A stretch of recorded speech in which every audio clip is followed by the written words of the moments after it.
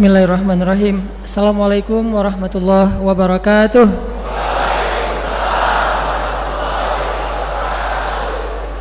Sehat semuanya? Masih betah? Sendiri? Kalau hujan-hujan gini jadi makin nelangsa ya, menjadi jomblo. Jadi jomblo tuh enaknya kalau musim panas. Kalau musim hujan pasti ngerasa, aduh ngelihat teman-teman yang lain pulangnya kuliah cepet-cepetan, pulang kerja cepet-cepetan. Kenapa kita malah betah di kantor, betah di kampus, nggak ada yang nungguin soalnya. Jadi saya juga kalau taklim pengen cepat pulang, banyak yang nungguin, istri dan anak-anak. Jadi kalau yang betah itikafnya lama dari maghrib, isya sampai subuh pasti jomblo. Kalau udah nikah kok masih itikaf, ada masalah kayaknya di rumah ya. Baik, bismillahirrahmanirrahim. Alhamdulillahirabbil alamin, wassalatu wassalamu ala asyrafil anbiya'i wal mursalin wa ala alihi wa sahbihi ajmain. Teman-teman yang dirahmati Allah Subhanahu wa taala, hari ini kita akan bahas satu ayat. Dua ayat, ding. Coba teman-teman buka surat Al-Insyirah atau surat Asy-Syarah.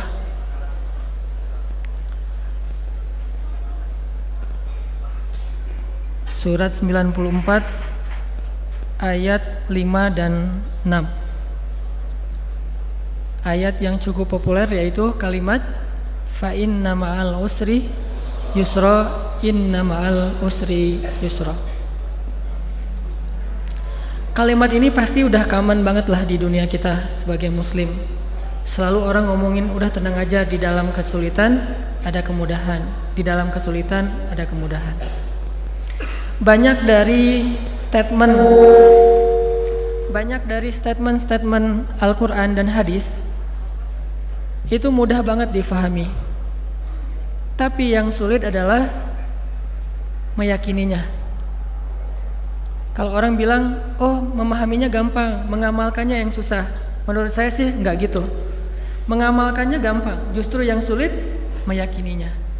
Karena kalau kita udah believe, udah yakin sama statement itu, pasti gampang mengamalkannya. Kayak misalnya kita ada kalimat hasbiyallah wa ni'mal wakil.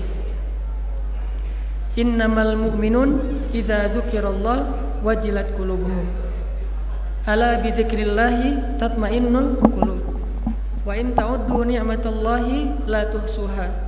Apalagi fadkuruni adkurkum. Dan seterusnya. Banyak banget kalimat-kalimat atau statement Al-Quran, statement hadis, fazilah yang fazilah dari Allah. Mudah banget difahami. Tapi gimana biar bisa diamalkan? Mulai dari belajar meyakini kalimat.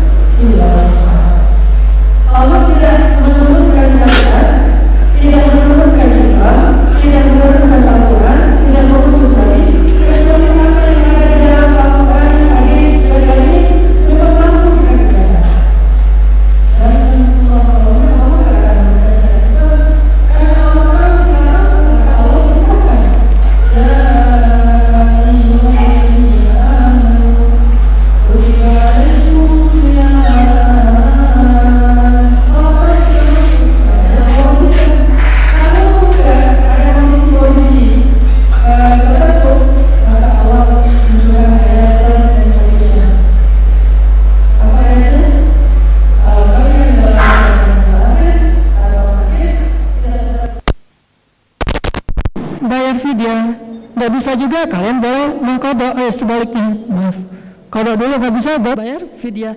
Artinya nggak ada syariat yang kita nggak bisa menjalankan. Terus kenapa ada yang kerasanya sulit banget, susah mau putusin dia? Kenapa? Karena kita nggak yakin ada orang yang lebih baik dari dia kalau kita memutuskannya, kan? Masalah yakin, kan? Kenapa kita nggak mau mutusin? Karena kita juga nggak yakin mau menyeriusin dengan menghalalkan. Putus nggak mau, dihalalkan juga nggak berani. Jadi ini kayak kurang bertanggung jawab. Kenapa? Karena dia pengen enaknya aja tapi tidak mau mengambil amanahnya. Begitu juga kalimat fa inna ma'al usri yusra. Ini bukan masalah udah ngerti belum kalimat ini? Insya Allah semua kita ngerti. Bersama kesulitan ada kemudahan. Dan bukti-bukti sejarah begitu juga yang terjadi dalam kehidupan kita udah banyak banget. Udah banyak banget cerita bahwa di dalam kesulitan selalu ada kemudahan. Itu terjadi dalam kisah Nabi Ayub, terjadi dalam kisah Nabi Nuh, terjadi dalam kisah Nabi Musa, terjadi dalam kisah banyak anbiya. Begitu juga para sahabat, para solihin. Dan kita juga pernah ngalamin pasti dalam hidup kita. Oh ternyata gara-gara saya nggak lulus mata kuliah itu, akhirnya saya jadi ahli justru di mata kuliah itu. Gara-gara saya kemarin judul skripsinya ditolak, akhirnya saya nemuin satu judul skripsi lagi yang mungkin lebih bermanfaat kelak di masa depan saya. Artinya kita udah tahu bahwa fa inna ma'al usri yusra itu memang ada. Tapi masalahnya kita yakin gak? Apakah ketika kita ngalamin satu masalah, satu kesulitan, satu musibah, kita langsung ingat ayat ini? Begitu misalnya hilang handphone, wah fa inna ma'al usri yusra. Bersama hilang handphone nemu calon. Pasti ada kisah kayak gitu. Nggak mungkin, itu bukan cuma cerita sinetron ya. Ada lah yang kayak gitu-gitu. Gara-gara nggak keterima di salah satu kampus, akhirnya sekampus dengan si dia. Kan bisa aja kayak gitu, sefakultas sama si dia. Ya saya kayak gitu. Dulu pengen jadi dokter, tapi karena nilai eksat saya jelek, akhirnya saya ke Al-Azhar. Di Al-Azhar ketemulah dengan ayat-ayat cinta. Coba kalau saya jadi dokter, mungkin sekarang saya nggak bisa jalan ke Bandung, atau mungkin cerita tentang kisah gimana ketika cinta bertasbih di Mesir, gimana kita kejar-kejaran metro gitu, MRT, satu di gerbong depan, satu di gerbong belakang, terus ngelihat udah turun belum, kayak gitu-gitu. Nggak ada cerita kan? Ada sih mungkin cerita lain yang kita nggak tahu. Cuman ada kisah-kisah bahwa di dalam kesulitan itu ada kemudahan. Ada banget. Tinggal masalahnya yakin nggak kita dengan hal ini? Yakin nggak bahwa sebuah kesulitan itu kalau kita yakin kepada Allah itu emang kemudahan sejatinya. Cuman kita memberi judulnya itu sulit. Sedangkan Allah memberi judul kesulitan itu kemudahan sebetulnya. Ini masalah belief, masalah yakin, percaya apa enggak dengan ayat tersebut. Sehingga yang kita coba belajar sekarang bukan belajar tafsir atau belajar definisi fa inna ma'al usri yusra, inna ma'al usri yusra, bukan belajar itu, tapi kita belajar iman. Membaca Al-Quran bukan cuma belajar memaknai, tapi belajar yakin. Bahkan sebelum memaknai secara lebih dalam, yakin dulu. Sehingga dulu ada sahabat namanya Abdullah ibnu Mas'ud. Saya pernah cerita Abdullah ibnu Mas'ud itu ngafal Qurannya, sekali dengar langsung hafal. Kita kalau sekali dengar langsung lupa. Gak usah Al-Quran, nomor handphone aja susah diingat ya, kecuali nomor handphone si dia. Lagi-lagi pernah lupa akun mantan?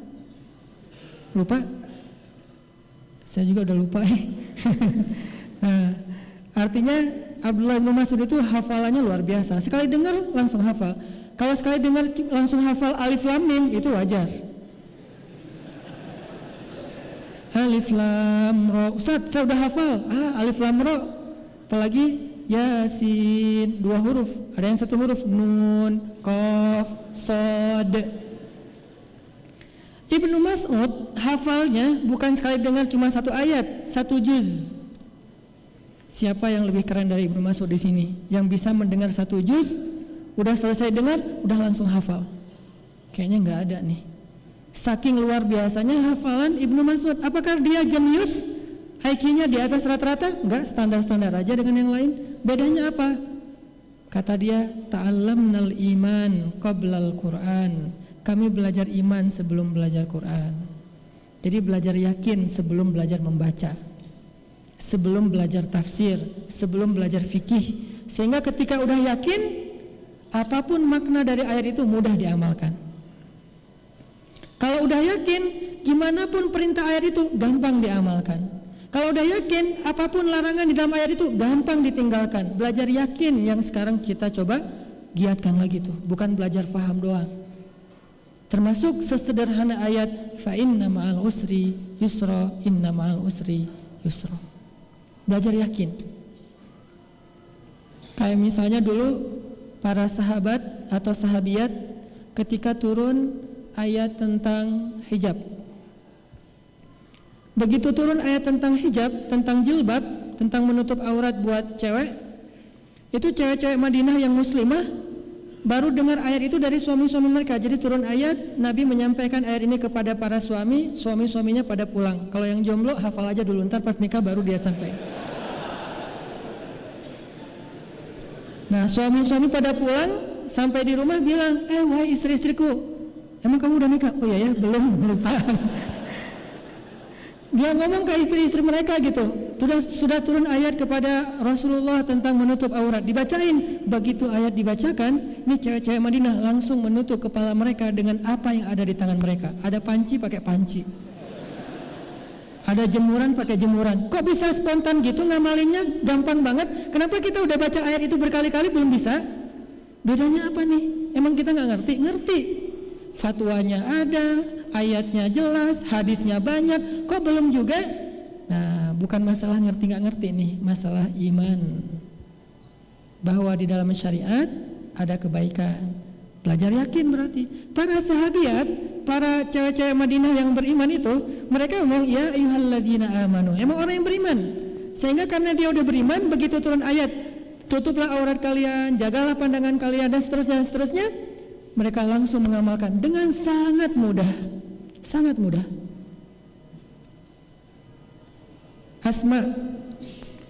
Asma kakaknya ya salah satu di antara keluarga Aisyah, ketika turun perintah berhijrah, kakaknya Aisyah, anaknya Abu Bakar, ketika turun perintah berhijrah, maka Asma langsung mempersiapkan segala bekalnya Rasulullah SAW. Gak banyak nanya, kenapa sih harus hijrah segala, ribet banget sih hidup.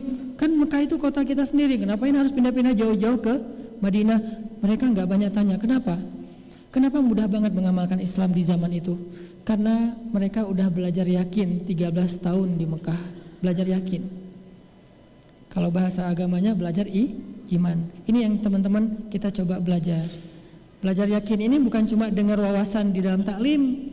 Kalau duduk dalam majelis taklim ini namanya taskif. Taskif itu nambah wawasan.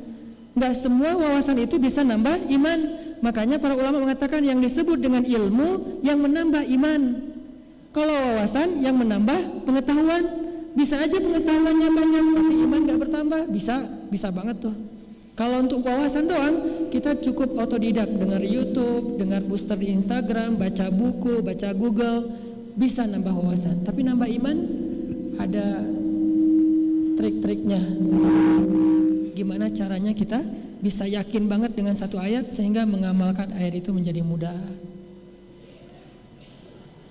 Fa inna ma'al usri yusra, inna ma'al usri yusra.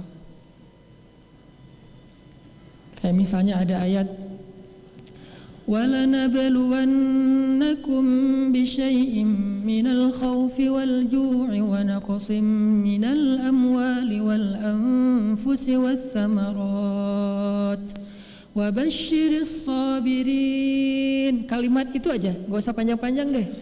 Kalau nggak sanggup hafal satu ayat, ujungnya aja وَبَشِّرِ الصَّابِرِينَ وَبَشِّرِ الصَّابِرِينَ الَّذِينَ إِذَا أَصَابَتْهُمْ مُصِيبَةٌ Qalu inna lillahi wa inna ilaihi raji'un. Sampaikan berita gembira kepada orang sabar.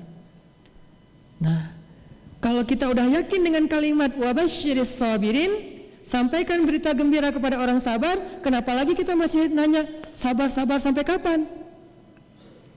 Pertanyaan itu karena kita belum yakin. Sabar-sabar emang gampang sabar?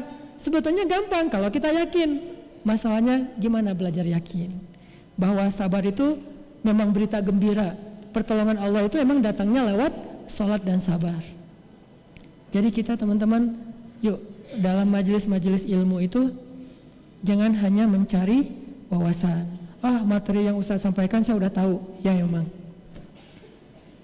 Kalau teman-teman mencari materi yang teman-teman belum tahu, kayaknya dengan kapasitas saya yang terbatas susah dapat sesuatu yang baru. Ilmu saya pas-pasan. Mungkin teman-teman harus belajar ke profesor.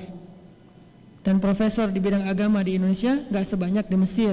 Kalau kita dengar taklim di Mesir, itu yang nyampein tuh rata-rata profesor senior. Emang ilmunya luar biasa. Kita mencatat tuh, dulu kan belum ada handphone ya, masa-masa tahun 2000 awal itu belum terlalu common dengan handphone. Jadi kita nyatat sampai pegel gitu nyatatnya.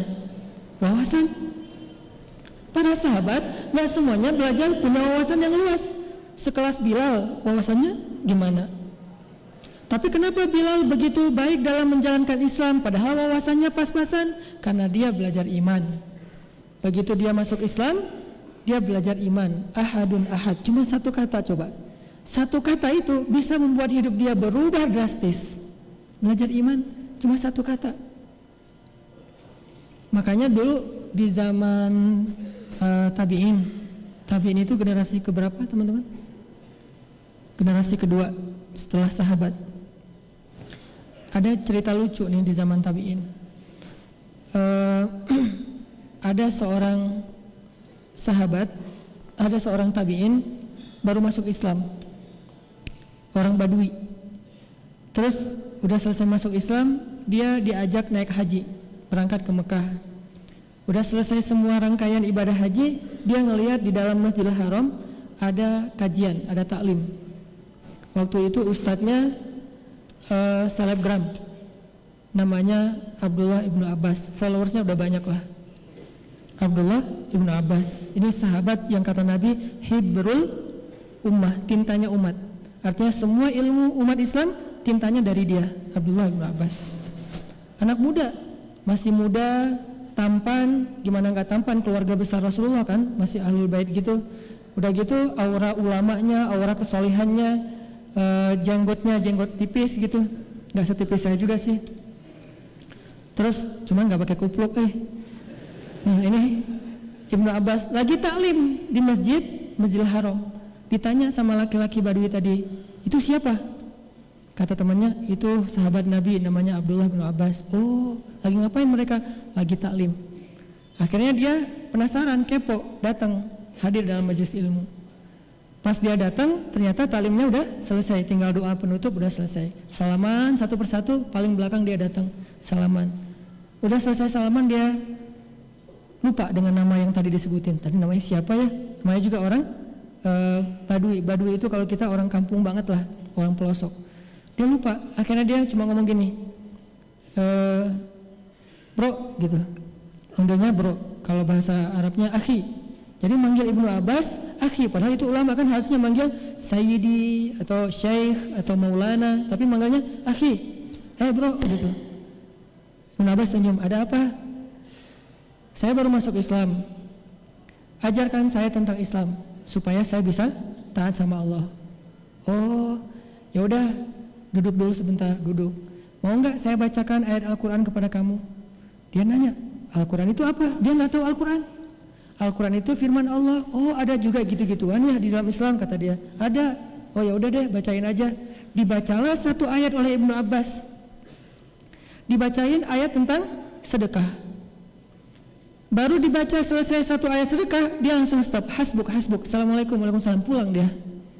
Cuma dengan satu ayat. Dia pulang ke kampungnya, dia keluarkan hartanya sedekah aja selama setahun. Setiap hari sedekah, sedekah, sedekah, sedekah. Kenapa di ayat itu dikatakan sedekah itu akan melipat gandakan harta. Cuman itu doang modal dia. Oh berarti kalau mau lipat ganda harta bukan dagang tapi sedekah. Dan dia believe. Kalau kita kan berlogika rumitnya. Kalau dia saking polosnya nggak pakai logika yang rumit, pakainya iman. Oh berarti ada cara yang lebih jitu lagi buat jadi orang kaya, bukan berdagang tapi sedekah. Tapi dia tetap berdagang, cuman sedekahnya rajin. Setiap hari sedekah, makin kaya raya. Oh bener banget nih, harus ketemu lagi nih sama orang itu. Haji lagi tahun depan, ketemu lagi. Nah sekarang dia udah hafal namanya. Ya Syekh Abdullah, udah kenalan, udah ta'arufan, udah selesai gitu. Nanya, boleh saya ajarin lagi tentang Islam? Kata Abdullah, mau saya lanjutkan ayatnya? Masih ada kelanjutan ayatnya? Dia nggak tahu kalau ayat itu masih ada kelanjutan. Dibacain lagi ayat. Tentang apa? Ayat tentang puasa. Assalamualaikum, waalaikumsalam, pulang. Setiap 2 hari sekali dia puasa. Puasa Daud, puasa aja.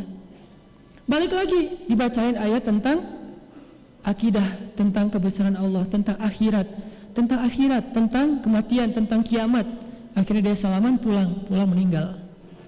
Coba lihat, semudah itu mengamalkan Islam, bukan karena dia punya wawasan yang luas, bukan karena dia seorang ilmuwan yang luar biasa, bukan ulama, tapi karena dia yakin. Satu ayat dia yakin, langsung amalkan. Satu ayat dia yakin, langsung amalkan.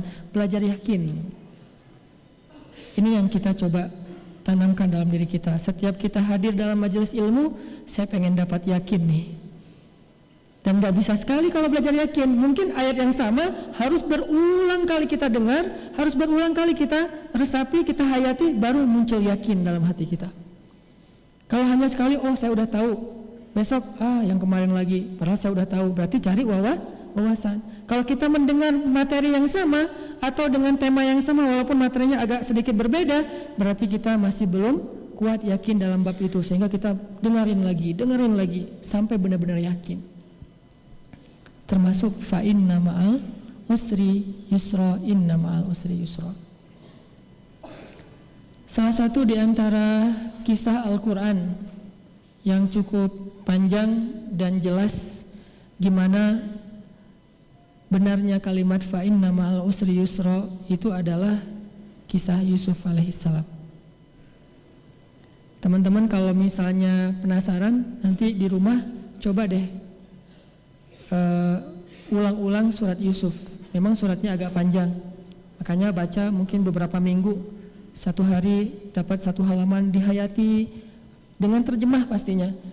Nanti teman-teman akan mengerti, ternyata benar ya, dalam kisah Yusuf kaidah fa inna ma'al usri yusra, inna ma'al usri yusra itu berlaku banget dalam kisah Yusuf.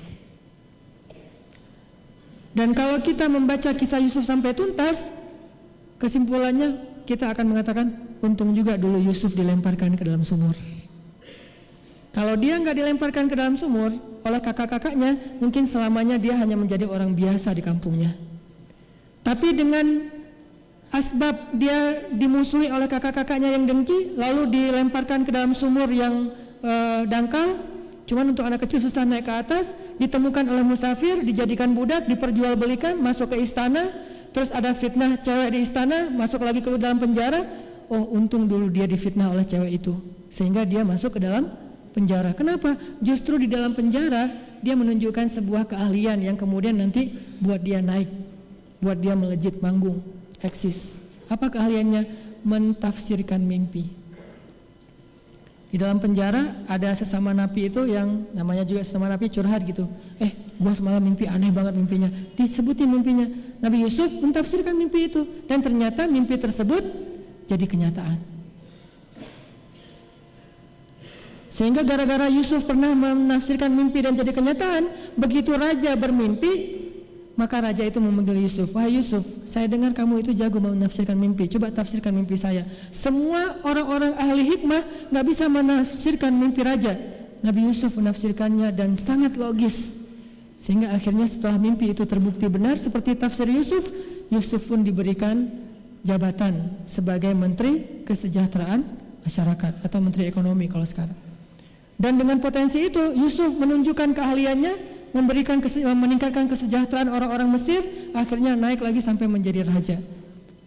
Berawal dari apa teman-teman? Berawal dari dilemparkan ke dalam sumur. Berlanjut dengan difitnah sehingga masuk penjara. Fa inna ma'al usri yusra, inna ma'al usri yusra, 2 kali.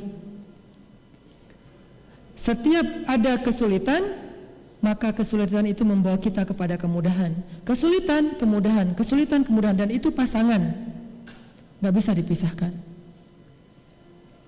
Sebagaimana pasangan antara malam dan siang. Kayak misalnya Nabi bilang gini, ini ada hubungannya dengan fa inna ma'al usri yusra. Malam itu ada beberapa potongan.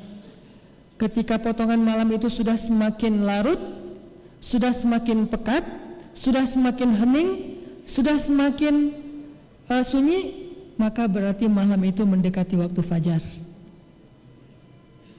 Makin sunyi berarti sudah mendekati waktu ayam berkokok, sudah mendekati waktu matahari terbit. Kalau masih ramai berarti baru maghrib.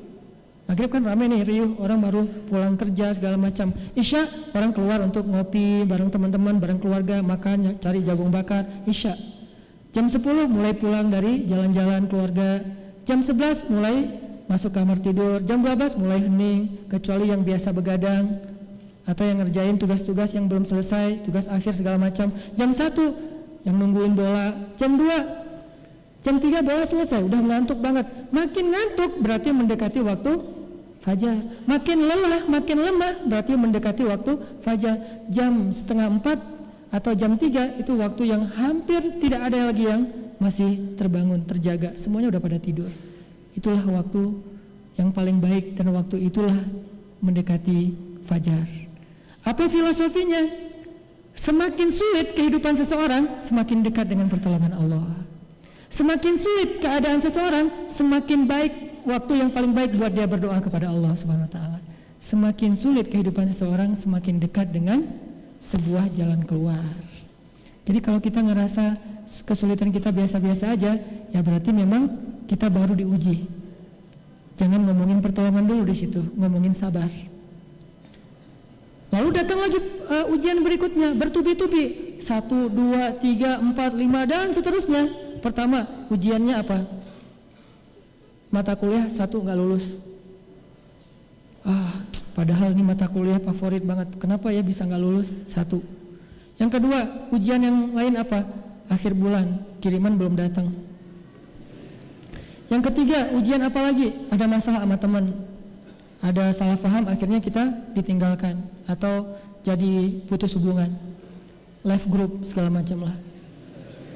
Yang keempat, nah ini yang paling susah nih, diputusin. Lengkap kan? Sempurna sudah ujiannya. Berarti ketika diputusin sudah mau dekat dengan nyambung lagi yang lain yang lebih baik. Nyambungnya gimana? Mungkin nyambungnya bukan kita jadian yuk, enggak, kita halalan yuk. Maksudnya halal bihalal lebaran gitu. Jadi makin susah, makin sulit, makin banyak ujian yang bertubi-tubi, itu artinya memang semakin dekat dengan yusr, kemudahan. Dan kayak gitulah filosofi malam, semakin pekat, semakin sunyi, semakin lelah, semakin mendekati dengan terbitnya fajar. Makanya di dalam Al-Baqarah Allah juga bilang, Am hasibtum an tadkhulul jannata walamma ya'tikum mathalul ladzina khalaw min qablikum massathumul ba'sa'u wad-dharra'u wa zulzilu. Bukan cuma 1 ujian, 3 sekaligus. Massathumul ba'sa'u wad-dharra'u wa zulzilu hatta yaqula ar-rasul walladzina amanu ma'ah mata nasrullah.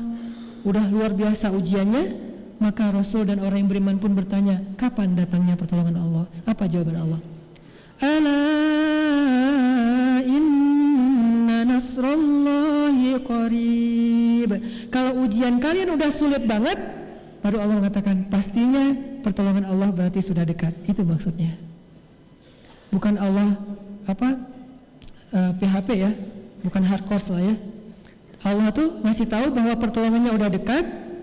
Itu karena Allah tahu bahwa kesulitan kalau sudah semakin berat memang itulah sunnatullah, pertolongannya sudah dekat. Jadi ini teman-teman yang kita coba belajar yakin. Oh, kenapa ya tahun ini saya ujiannya banyak banget, 1, 2, 3, 4 sampai mungkin kalau kita hitung puluhan. Oh, berarti tahun depan sebentar lagi Allah akan mendatangkan kejutan yang luar biasa dalam kehidupan kita. Syaratnya cuma satu, wabasyiris sabirin, sabar baru dapat berita gembira, surprise. Kalau nggak sabar, udah rugi dengan musibah, rugi juga nggak dapat apa-apa setelahnya. Kita nggak punya pilihan sebetulnya dalam sunnatullah, karena Allah yang menjadikan kehidupan kita seperti itu. Sebagaimana kita nggak bisa memilih antara siang dan malam. Pengen siang aja, susah. Masa kita mau kejar-kejaran matahari lewat naik pesawat, menghindari matahari kan susah juga ya. Nggak bisa kita menghindari malam. Bentar lagi udah mau maghrib, matahari jangan terbenam dulu dong, gua belum selesai nih urusan sama yang ini dan segala macam. Nggak bisa. Itu sunnatullah. Begitu juga dengan ujian dan pertolongan. Itu sama dengan siklus. Tetapi makin sulit ujian, makin dekat dengan pertolongan. Begitu juga dengan kenikmatan. Kenikmatan semakin benderang, semakin nyaman, semakin dekat dengan masa diuji oleh Allah Subhanahu wa taala. Jadi teman-teman yang dirahmati Allah, bisa enggak kita belajar meyakini hal ini? Fa inna ma'al usri yusra. Sehingga ketika dikasih ujian oleh Allah, kita hitung 1. Dikasih lagi ujian 2. Dikasih lagi ujian 3. Wah, 3 berarti semakin dekat ke pertolongan. 4 makin dekat lagi, 5 makin dekat, 10 wah ini udah dekat banget nih. Jadi selalu optimis gitu, bukan baru dikasih 1, apa lagi nih maunya Allah. Enggak, kita hijrah ya, kan hijrah itu diuji dulu sama Allah. Dan Allah memperlakukan itu bukan kita doang ya teman-teman, biar kita nggak salah paham tentang Allah, seolah-olah Allah itu curangnya cuma sama kita doang. Teman saya nggak gitu, saya doang yang diperlakukan kayak gini. Enggak, ada orang yang lebih soleh dari kita diperlakukan hal yang sama. Baru hijrah, Allah uji. Siapa dia? Bilal bin Rabah. Bilal tuh sebetulnya hidupnya dulu tuh ya anteng-anteng aja, nggak ada masalah. Walaupun dia budak, tapi kan nggak pernah disiksa, nggak pernah dipenjara, nggak pernah diikat, nggak pernah ditindih dengan batu, nggak pernah diapa-apain. Cuman statusnya budak. Hidupnya nyaman, walaupun tidak berlebihan harta. Begitu masuk Islam, ketahuan pula, ini Allah yang mentakdirkan ketahuan nih sebagai ujian buat dia. Dia lagi sholat, ketahuan sama Umayyah bin Khalaf, ditangkap, diikat, disiksa, dicambuk dengan cambuk yang ujungnya tuh kayak kail gitu, sampai nyobek kulit dan daging, kelihatan tulang punggungnya. Wah, dicambuk berhari-hari, berminggu-minggu. Berarti ada yang lebih soleh dari kita pun Allah menggunakan sunnah yang sama untuk melihat keimanannya itu benar atau hanya basa-basi. Siapa kita untuk merasa Allah harusnya langsung ngasih kita apresiasi? Toh masa lalu kita itu harusnya menjadi tebusan masa sekarang untuk masa lalu kita. Oh, kalau dulu saya banyak dosa, berarti sekarang saya harus siap-siap dengan ujian lebih banyak. Walaupun kenyataannya Allah tidak pernah memberikan kepada kita ujian melebihi dari hak kita. Ujian yang kita udah dapetin itu teman-teman udah didiskon sama Allah. Itu yang kita belajar husnuzon. Gimana pun beratnya ujian kita, itu hasil diskon Allah tuh. Kalau nggak didiskon sama Allah, harusnya kita dapat ujian lebih berat dari itu. Kenapa? Karena kita layak mendapatkan musibah sebesar itu akan dosa-dosa kita di masa lalu. Kenapa cuma segitu? Karena Allah diskon. Dosanya 10, ujiannya 1. Kan kita buat dosa itu setiap hari dulu ya. Minimal apa? Ninggalin sholat. Setiap hari ninggalin sholat. Berapa lama? Bertahun-tahun. Berarti harusnya setiap hari diuji bertahun-tahun. Tapi enggak, cuma dikasih ujian sedikit. Berarti ujian yang kita dapetin sekarang teman-teman, itu hasil diskon Allah untuk menggugurkan dosa-dosa kita di masa yang lalu, sekaligus untuk mengangkat derajat kita jika kita bersabar. Sehingga ketika diuji sama Allah, enggak langsung suuzon, perasaan dulu sebelum hijrah enggak gini-gini amat, kenapa setelah hijrah malah jadi banyak masalah, jadi bertubi-tubi, jadi hidupnya enggak nyaman lagi. Enggak. Kita dulu tidak paham, ternyata dulu kita berbuat dosa siang dan malam, itu adalah musibah paling besar dalam hidup kita. Kalau Allah wafatkan kita waktu itu, pasti kita akan jadi orang yang rugi selama-lamanya di akhirat. Udah maghrib? Ya. Jadi teman-teman, kesimpulan untuk sesi pertama ini adalah yuk kita belajar yakin. Bukan belajar faham aja, tapi belajar yakin. Fa inna ma'al usri yusra, inna ma'al usri yusra. Gimana caranya? Insyaallah nanti kita lanjutkan setelah sholat maghrib. Barakallahu li wa lakum. Teman-teman yang dirahmati Allah Subhanahu wa taala, tadi kita membahas belajar yakin terhadap kepada statement-statement Al-Quran ataupun hadis, diantaranya kalimat fa inna ma'al usri yusra, bahwa bersama kesulitan itu ada kemudahan, dan bersama kesulitan itu ada kemudahan. Dan Allah menggunakan istilah bersama memang artinya satu paket. Ini kita belajar yakin, satu paket. Kadang kemudahan itu datangnya barengan, kadang kemudahan itu datangnya belakangan, tapi yang pasti kemudahan selalu ada bersama kesulitan. Itu satu paket. Kalau kita yakin paket ini, kayak misalnya kita buka kado nih, kita yakin di dalamnya tuh ada hadiah, walaupun bungkusnya berlapis-lapis ya. Kan ada suka yang iseng, pertama buka bungkus kado yang bagus, udah gitu koran, ujung-ujungnya cincin ya. Nah, karena kita yakin ada paketnya di dalam, ada hadiahnya, gimana pun kesulitan untuk membuka kado itu buat kita bukan sesuatu yang berarti, nggak masalah, malah jadi kayak dianggap seru-seruan gitu, jadi dianggap hari gitu kan ya. Wah ini seru nih, buka ketawa lagi, buka lagi, ketawa lagi, buka lagi. Kenapa bisa ketawa pas membuka yang isinya cuma koran, baru terakhir ada surprise? Kenapa ketawa? Karena yakin dia itu ada hadiah. Begitu juga ketika kita yakin dalam kesulitan itu ada kemudahan, dalam kesulitan itu ada kebaikan. Sehingga pas ada kesulitan kayak ngelihat bungkusan koran tadi, mungkin agak berat ya kalau harus bisa ketawa pas dikasih musibah ya. Kita udahan aja ya. Kenapa kamu kayak gitu? Ya berarti bentar lagi kita mau halal, makanya kamu minta udahan, benar kan? Kegeeran, ketawa lagi. Makin dia gitu, makin kita ketawa. Lama-lama dia pergi karena dianggap orang aneh ya. Bisa nggak kayak gitu? Kalau nggak bisa kayak gitu pun minimal kalau nggak bisa ketawa, kayaknya agak-agak nggak tahu nih lebay apa enggak nih ketawa kalau pas lagi dikasih ujian. Buat orang-orang kayak kita mungkin belum sampai level itulah. Tapi setidaknya di dalam hati kita belajar yakin pas buka kado isinya koran, oh dia lagi nguji saya nih. Buka kado isinya koran, buka lagi isinya koran. Kalaupun nggak ketawa seru, minimal yakin buka terus sampai nemu. Ternyata suratnya ada kertas, Anda belum beruntung, kan? Ini artinya teman-teman tergantung yakin sih sebetulnya. Ayat Al-Quran itu mudah, hadis itu mudah, kitanya yang belum benar-benar kuat iman dalam mengamalkan.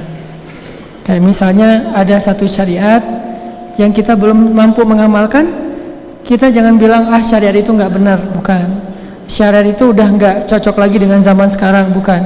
Kita ngaku aja deh, saya emang belum soleh, belum bagus imannya, belum bisa mengamalkan ayat itu. Artinya kita masih termasuk orang beriman, cuma imannya lemah.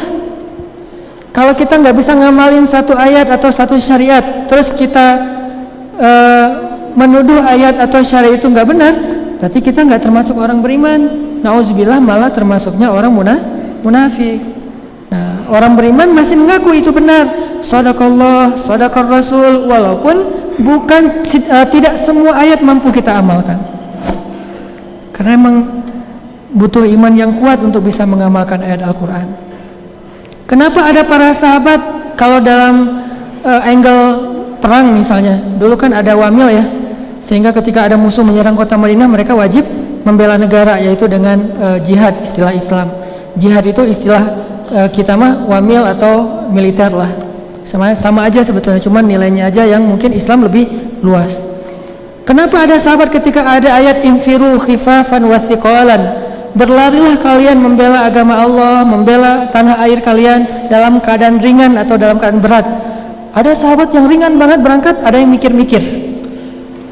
Apakah yang mikir-mikir ini punya masalah di rumahnya? Enggak. Apakah dia secara fisik sedang sakit atau lemah? Enggak. Masalahnya iman.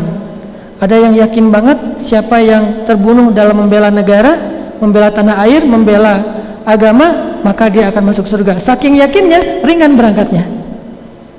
Berkurang yakin, bertambah berat berangkatnya. Bertambah berat langkah kakinya. Gitu juga ke masjid. Kita tahu banget lah ayat-ayat, hadis-hadis tentang ke masjid kan. Ayat tentang ke masjid misalnya di antara bukanlah beriman itu adalah membuat perairan atau membangun tempat berwudu dan segala macam.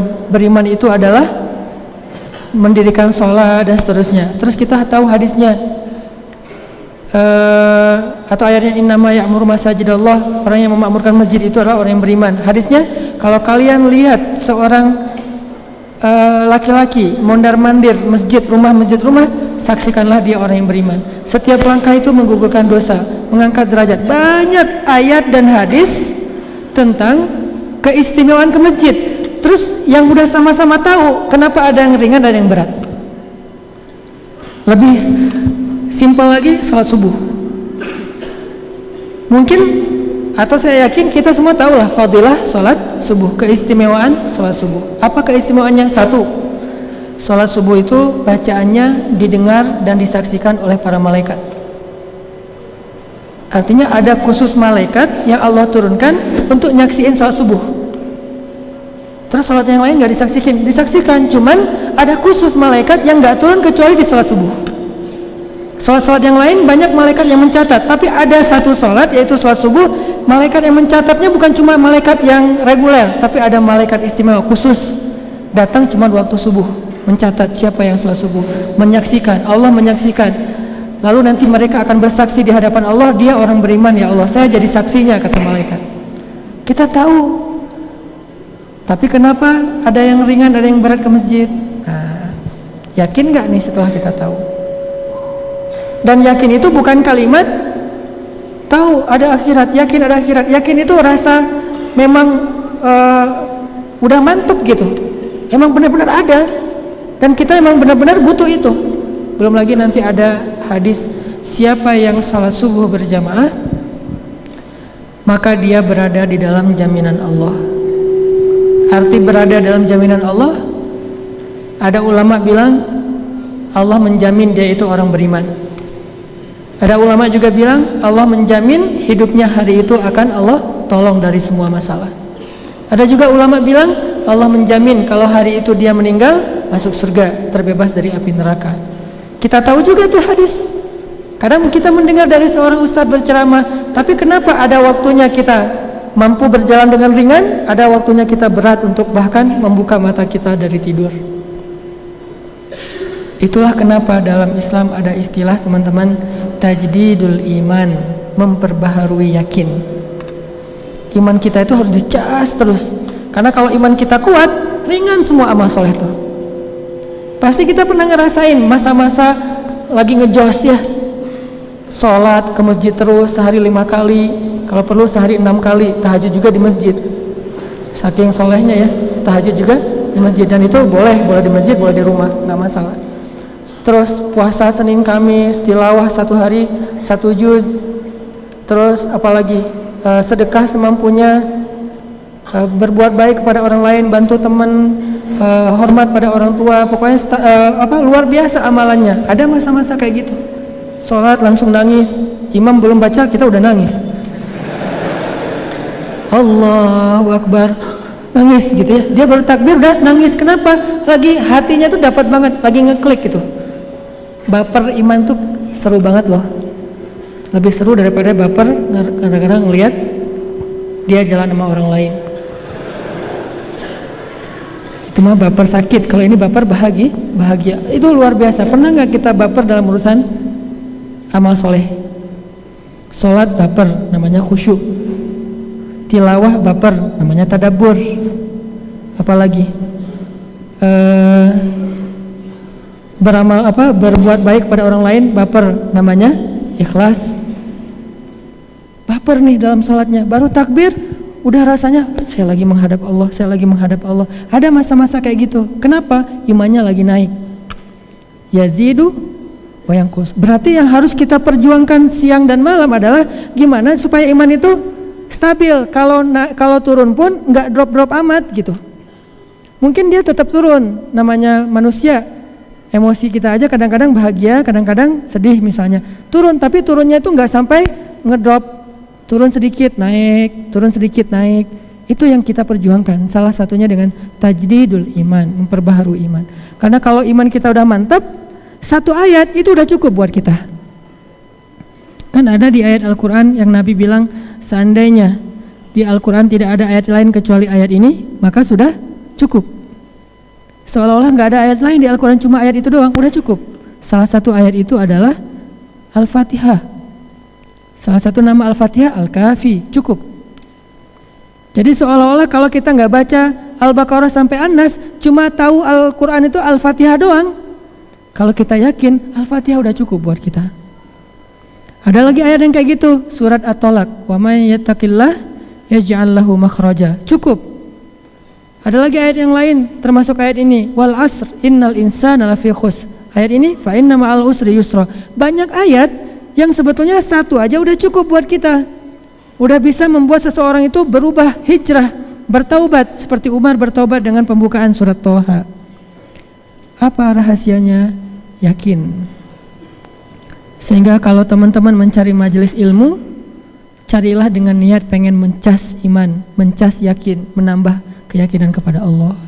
Itu rahasia memudahkan kita dalam beramal soleh.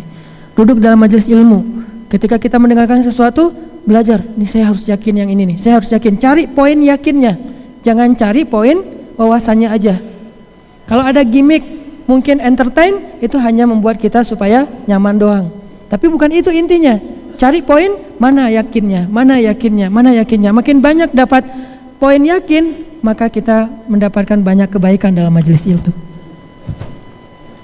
Namanya boleh apa aja, kayak misalnya saya menyebut istilah akidah. Kalau beberapa ulama atau ustadz menyebutnya dengan istilah akidah yang terbagi kepada rububiyah, uluhiyah, asma, sifat. Itu kan teori akidah kan ya. Saya menyingkatnya dengan bahasa yang mungkin menurut saya sederhana, keep the faith, menjaga iman, atau belajar yakin, belajar belief sama Allah. Istilahnya boleh apa aja, yang penting ketika kita mendengar satu ayat atau satu hadis, terasanya tuh di hati, bukan cuma terasa di dalam pikiran, kerasa di hati kita. Gimana caranya biar bisa kayak gitu? Kalau udah bisa gitu, ringan banget ngamalin ayat Al-Quran, ringan banget beramal soleh, termasuk fa inna ma'al usri yusra, jadi ringan. Gimana caranya teman-teman? Caranya yang pertama tadi, tajdid, perbaharui. Gak bisa sekaligus kita mantap imannya, harus terus dicas. Dan iman itu yangkus karena dosa-dosa. Kalau kita ngerasa hari-hari kita itu banyak dosa, berarti kita harus menebusnya dengan lebih banyak lagi tajdid, lebih banyak lagi memperbaharui iman. Salah satu cara memperbaharui iman, duduk dalam majelis ilmu kayak gini nih. Ngapain sih sering-sering amat duduk dalam majelis ilmu? Sama kayak kita mencari hiburan. Teman-teman emang dengar musik seminggu sekali? Tiap hari kan? Kita mungkin bagi yang senang musik setiap hari dengar musik. Kenapa? Setiap hari butuh hiburan. Berarti sama aja, setiap hari juga butuh nambah iman. Berarti setiap hari juga dengar nasihat. Musik-musik yang halal, yang baik, yang mubah, kita setiap hari dengar. Kayak misalnya saya senang dengan musik-musik yang motivasi. Atau kalau di Inggris itu ada political rapper, Loke. Kan dia nge-rap tapi pesan-pesan kemanusiaan ya. Saya suka banget dengar Loke berulang-ulang. Kenapa? Karena kalau dengar itu jadi kayak ngecas spirit kemanusiaan gitu. Wah, jadi sok-sok empati gitu, sok merasa wah peduli kepada yang lain gara-gara terpancing oleh lirik-lirik Loke-nya misalnya. Kalau kita berhibur dengan musik aja setiap hari, nggak merasa ngapain sih dengan musik, kan kemarin udah, minggu depan lagi deh, kan nggak ngomong gitu kan? setiap hari berhibur, berangkat ke kantor, ke kampus, ke sekolah, dengerin musik, pulang dengerin musik kalau naik kendaraan roda 4 misalnya, atau bahkan pakai earphone. Kalau kayak gitu berarti mendengar nasihat juga sama. Kita butuh setiap hari. Walaupun mungkin gak lama, paling setengah jam sambil kita nyepedaan, naik gunung, turun gunung pas hari libur, atau sambil kita naik motor ke kampus, pulang kampus, pakai di offline dulu misalnya, atau di save, taruh di HP kita playlist, dengerin dari kos-kosan ke kampus, selesai satu tausiah Ustadz Abdul Somad. Lumayan kan dapat ilmu. Kalau Ustadz Abdul Somad mungkin lebih ke bab hukum, ini boleh, yang ini nggak boleh. Wah saya tapi belum bisa ngamalin yang bolehnya, belum bisa ninggalin yang nggak bolehnya, gimana nih? Dengar lagi booster-booster yang bisa buat kita semangat, iman, tajdid. Kayak gitu terus. Itulah kenapa para sahabat kok mudah mengamalkan, karena iman mereka itu diperbaharui terus oleh Rasulullah. Kalau mereka duduk di samping Nabi, pasti Nabi ngomongin tentang kebesaran Allah. Allah itu, kemana-mana ngomongin tentang Allah, akhirat. Emang Nabi nggak bosan? Justru supaya menjaga stamina iman sahabat, Nabi kayak gitu terus, dijaga tuh sama Nabi. Jalan, ngelewat ada satu bangkai onta saibah, onta yang udah dipotong telinganya. Kalau dalam kepercayaan orang Arab jahiliyah, onta yang udah dipotong telinganya itu artinya pembawa sial.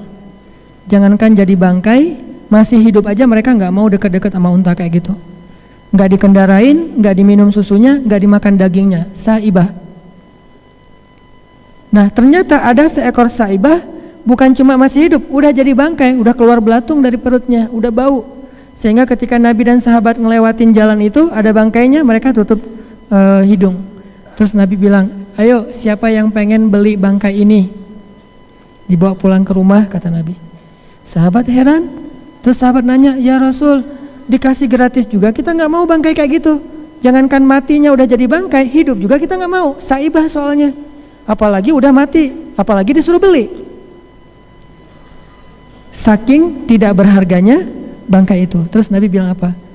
Sesungguhnya dunia di mata Allah lebih rendah nilainya daripada bangkai ini di mata kalian. Ada analogi. Oh, jadi nambah lagi iman. Jalan lagi nih, Nabi lagi touring sama sahabat. Touring. Makanya saya bilang banyak main, banyak manfaat. Nabi main sama sahabat touring, jalan bareng-bareng. Satu kafilah gede, lewatin padang pasir. Padang pasir itu kan kayak kita ke hutan belantara yang gak ada lampu, jadi langit kelihatan jelas terang gitu. Malam itu malam purnama, bulan purnamanya itu sempurna, gede bulannya, warnanya sempurna, tidak ada awan satupun, cerah, bening. Sehingga para sahabat ketika sudah istirahat dari touring, mereka istirahat dulu di sebuah rest area. Lalu mereka tiduran di pasir. Jadi istirahatnya itu bukan cari tahu Sumedang ya. Istirahatnya tiduran di pasir. Tiduran di pasir semuanya pada hening, nggak ada yang bicara sepatah kata pun. Semuanya pada tiduran. Ngapain? Ngelihat bulan. Tidur, bayangin orang tidur jumlahnya ribuan. Tidur semuanya ngelihat bulan sambil istirahat. Tiba-tiba Nabi ngomong, wahai sahabat-sahabat, apakah kalian suka melihat bulan itu? Kata mereka, suka-suka ya Rasulullah. Maka sesungguhnya seperti itulah penduduk surga melihat wajah Allah nanti di dalam surga. Nambah lagi iman. Dicas terus sama Nabi. Ketemu apa aja, Nabi menyampaikan satu nasihat yang bisa ngecas, nambah iman, nambah yakin, nambah dekat sama Allah. Nah kayak ginilah kita dalam hidup harusnya. Kita cas keimanan kita biar yakin. Caranya salah satunya dengan mendengar nasihat. Kalau kita nggak bisa mendengar nasihat setiap hari lewat majelis ilmu, karena emang realitasnya kita punya banyak kesibukan lain, nggak harus setiap hari ikut taklim. Tapi kan sekarang kita hidup di era multimedia yang luar biasa, bisa dengar, bisa nonton, bisa baca, banyak broadcast segala macam. Nah, ini semuanya untuk nambah iman. Tujuannya nambah iman. Kalau ada satu broadcast yang cuma nambah nafsu, gimana nambah nafsu? Nambah nafsu marah sama saudara kita sesama muslim karena saling menghujat, saling menyalahkan. Nah ini nggak usah dibaca, langsung delete aja. Kalau udah sering kayak gitu, mending left group aja deh.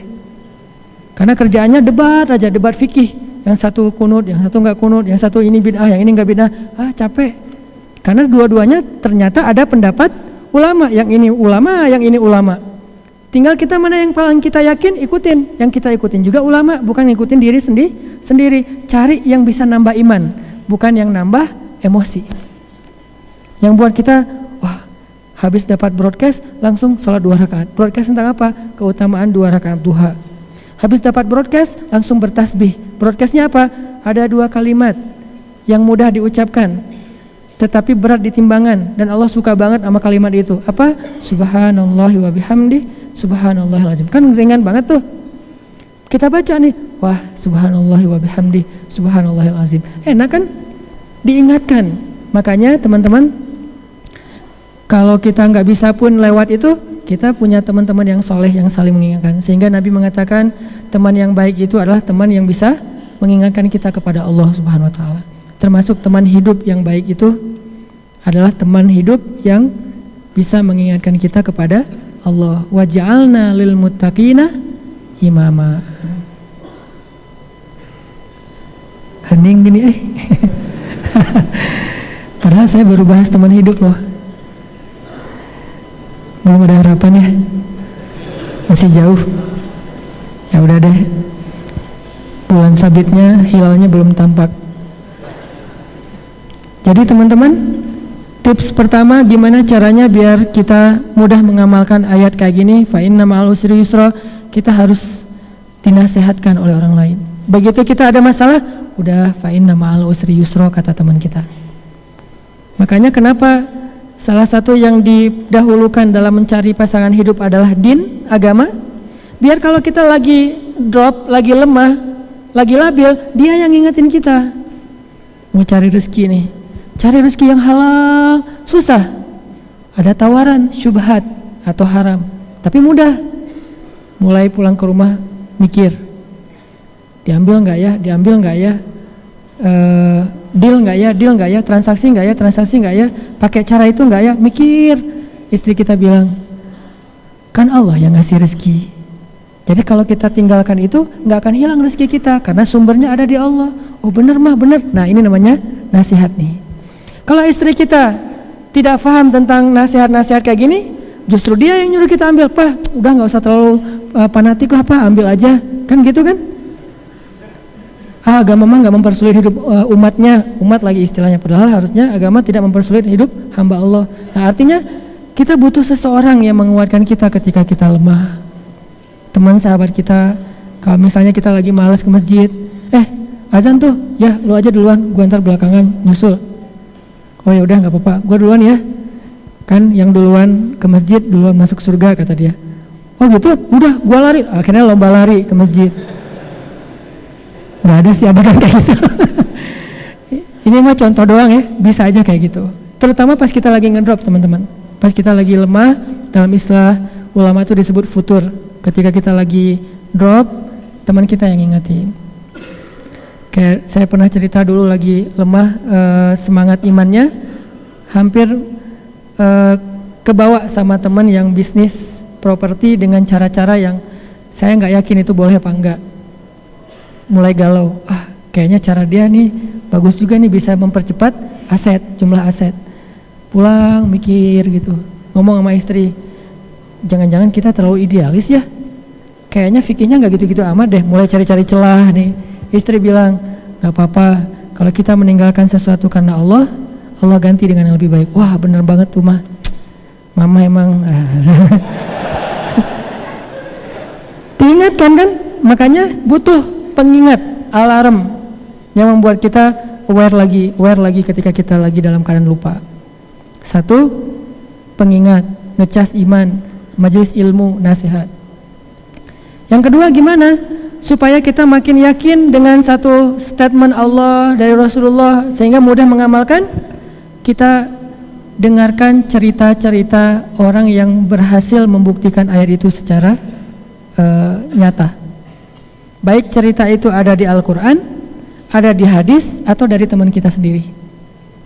Kayak misalnya di Al-Quran, fa inna ma'al usri yusra, ada cerita Yusuf, baca cerita Yusuf. Atau baca cerita Siti Hajar, ini lebih luar biasa lagi nih. Gak nyangka bahwa ternyata di dalam kesulitan yang Allah ujikan kepada Siti Hajar, Allah sediakan kemudahan yang luar biasa. Sampai sekarang kemudahan itu masih ada. Zam-zam. Gimana kesulitannya? Sulit banget. Dan coba bayangkan itu dengan ilustrasi sejarah, jangan dengan ilustrasi sekarang. Kalau sekarang ditinggalkan di sebuah tempat, gak ada siapa-siapa, bisa telepon. Kalau misalnya ditinggalkan di sebuah tempat, masih ada tempat lain yang kita bisa deketin, atau ada kampung apa. Enggak, pada masa itu tidak ada telepon, tidak ada penduduk, murni seorang diri di tengah padang pasir. Ibrahim ngajak Siti Hajar, Hajar ikut saya. Ya, ikut. Waktu itu Hajar bawa anak bayi, ikut. Hajar gak pernah nanya, Mas, Kang mau kemana ini teh? Gak pernah. Kang Ibrahim misalnya, mau kemana? Gak pernah.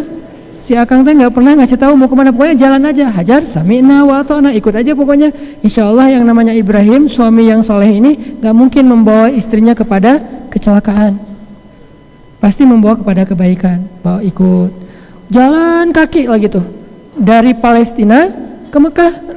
Naik pesawat aja 2 jam, berarti dari Jakarta Surabaya, Jakarta Medan 2 jam jalan kaki.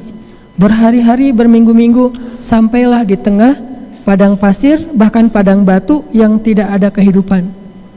Biwadin ghairi dzi zar'in, di sebuah lembah yang bahkan tidak ada tanaman yang tumbuh di sana, saking keringnya, tidak ada air. Kata Ibrahim, Hajar, kita berhenti di sini, ya, tinggal di situ. Hari pertama masih santai, masih ada bekal makanan. Hari kedua, hari ketiga Ibrahim bilang, ya Hajar, saya akan meninggalkan kamu di sini, kembali ke Palestina. Disitulah Hajar mulai sedikit goyah, nanya, ya Ibrahim, kenapa engkau tinggalkan kami di sini? Engkau lihat tidak ada siapa-siapa di sini, tidak ada air, bahkan bagaimana kami bisa hidup, wahai Ibrahim? Sementara anak kita masih kecil, dan seterusnya dan seterusnya. Ibrahim tidak menjawab, langsung pergi. Dipanggil-panggil oleh Hajar, ya Ibrahim, ya Ibrahim. Ibrahim tidak menoleh ke belakang. Tiba-tiba Hajar bertanya, Allahu amaraka bihadza? Ya Ibrahim, Allahkah yang menyuruh kamu melakukan ini? Ibrahim berhenti, tanda ya ini perintah Allah, lalu melanjutkan lagi perjalanan. Kemudian Hajar mengatakan, kalau ini adalah perintah Allah, la yudayya'anallahu idzan, maka Allah enggak mungkin mengecewakan kami. Iman. Berangkatlah wahai Ibrahim. Berangkat Ibrahim. Hajar marah? Enggak marah sama sekali. Tahu berapa lama ditinggalkan? 13 tahun. Enggak ada. Ibrahim udah sampai di mana? Udah makan belum? WA gitu, japri. Hajar, jangan lupa ya sholat, atau jangan lupa ya air tuh diambil dari ujung batu sana segala macam. Enggak ada WA-WAan, enggak ada japri. Putus kontak selama 13 tahun. Sampai anaknya udah usia 13 tahun kurang lebih, datang lagi Ibrahim. Pas datang lagi Ibrahim, baru beberapa hari, nak, ayah mimpi nih, mimpi apa ya? Nyembelih kamu. Ayah nih nggak benar nih. Udah ninggalin 13 tahun, datang-datang pengen nyembelih. Apakah Ismail ngomong gitu? Enggak sama sekali. Berarti apa? Selama ini 13 tahun Hajar mendidik Ismail dengan luar biasa, sampai Ismail tidak pernah sama sekali ada sedikit pun kekecewaan kepada ayahnya. Kalau kita pasti udah kecewa banget kan sama ayah kita. Dia bukan ayah saya Ustadz, dia mentelantarkan saya dari kecil. Ibrahim 13 tahun kemudian datang, ayah kita mungkin datang pengen baikan lagi sama kita kan. Maafin ayah ya, mungkin ayah selama ini silap, ayah mau hijrah, mau taubat, pengen balikan sama kita. Kalau Ibrahim datang bukan pengen baikan, pengen nyembelih. Coba. Tapi saking baiknya pendidikan Hajar kepada Ismail, Ismail gak marah. Ismail mengatakan, wahai ayahku yang tercinta, ya abati, bukan ya abi, lebih lembut. Kan bisa panggil ya abi, ya abah. Abah itu bahasa Arab, jadi bahasa Sunda. Ya abi, lebih lembut lagi apa? Ya abati, wahai ayahku tercinta, lakukanlah apa yang Allah perintahkan, maka ayah akan melihat aku menjadi orang yang penyabar. Ismail senyum kepada ayahnya. Ditaruh oleh Ibrahim, ditidurkan, dibaringkan, kemudian ditaruh goloknya di leher Ismail yang udah tajam banget, ditarik dikit udah langsung. Ismail melihat ke arah ayahnya sambil tersenyum mengatakan, wahai ayah, kalau ayah nggak tega, mending ayah tutup aja wajah aku biar nggak kelihatan wajahnya.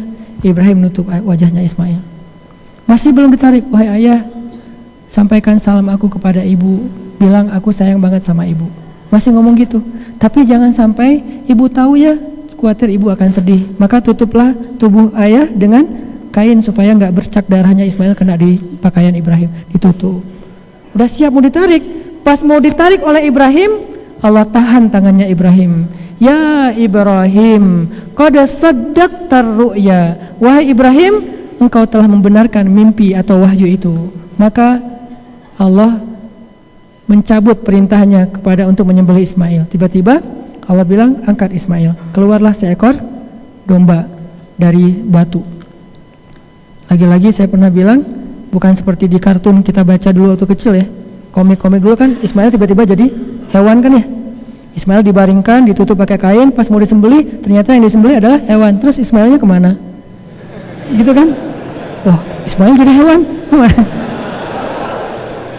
Ismail dibangunkan, lalu datanglah seekor hewan disembelih sama Ibrahim.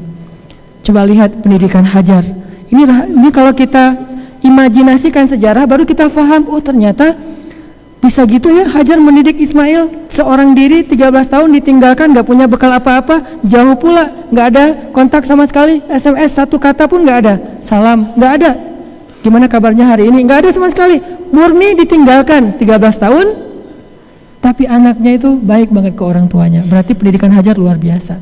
Kenapa? Karena Hajar yakin sama Allah, berlindungnya ke Allah, bukan bergantung kepada makhluk. Kalau kita bergantungnya ke Allah, nggak gampang kecewa sama makhluk. Kenapa kita gampang kecewa sama makhluk? Karena kita terlalu banyak menggantungkan hidup sama orang itu. Sedikit aja kehidupan kita jadi nggak nyaman, kita akan jadikan dia sebagai kambing hitam. Kita salahkan dia, kita kecewa sama dia.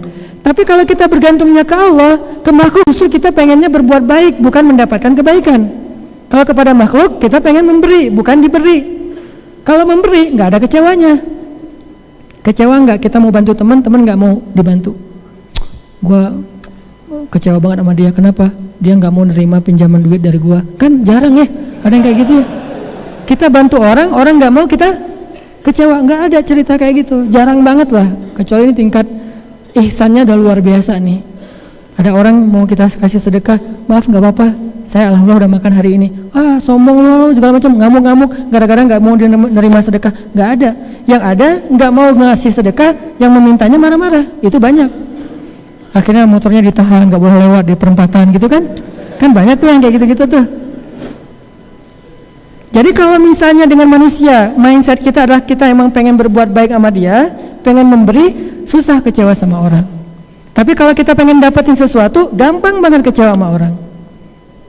Makanya kalau kita bergantungnya ke Allah, ke suami itu nggak gampang kecewa, ke istri itu nggak gampang kecewa. Kenapa? Kita gantungnya ke Allah, tapi pengen berbuat baiknya kepada manusia. Ke istri, ke suami cuma mikirin, hari ini saya harus buat baik apa ya kepada pasangan saya. Hari ini kok saya senyumnya baru beberapa kali doang, hari ini peluknya udah 20 detik belum? Kan minimal 20 detik sehari. Minimal ya. Rata-rata sih 1 jam lah kurang lebih. Jadi nggak kemana-mana ya, meluk aja ya jadinya, nggak benar juga sih. Minimal 20 detik. Kita tanya, hari ini saya udah bantu dia belum ya? Hari ini saya udah maafin dia belum ya? Hari ini apa yang bisa kita kasih kepada orang itu? Emang nggak gampang sih.